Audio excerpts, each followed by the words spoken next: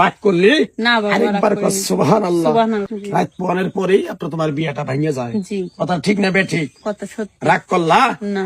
বিশ্বাসের বস্তু মিলে তর্কে বহুদূর, তোরেই আমি একটু বিশ্বাস করে সত্য। রাগ করলা।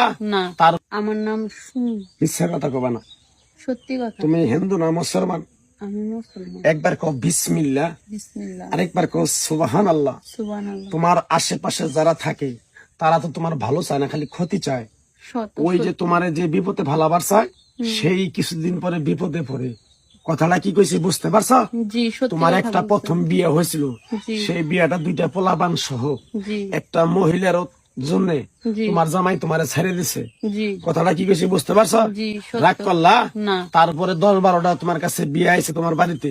জি। বিয়ের আলোচনা করে সবকিছু কমপ্লিট, জি। শুক্রবার শনিবার রবিবার ডেট ফালায়। জি। রাত পনের পরেই আপনার তোমার বিয়েটা ভেঙে যায়। জি। কথা ঠিক না বে ঠিক? কথা সত্যি। রাগ করলা। না। এই কথাগুলো আমার কোনদিন বলছিলা? না। আমার ওস্তাদে বলছে, এ পাগলা, যা দেহস নাই নিজ নয়নে, বিশ্বাস করবি না গুরুর ভজনে। তুই পাগলা আমার সাথে থাকলি, তোরে যদি কিছু বিদ্যা শিখাই না যাই, তাহলে তুই মানুষের কাছে কিভাবে মানে পরিচিতি লাভ হবি। তাই আমি পাগলা। আমার ওস্তাদ মারা গেছে আজকে 26 বছর।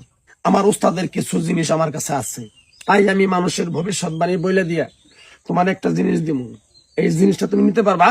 জি, আপনি যদি দেন। আরেকবার কবা সুবহানাল্লাহ। সুবহানাল্লাহ। যা দেহস নাই নিজ নয়নে, বিশ্বাস করবি না গুরুর ভজনে। তোর মনটা খুবই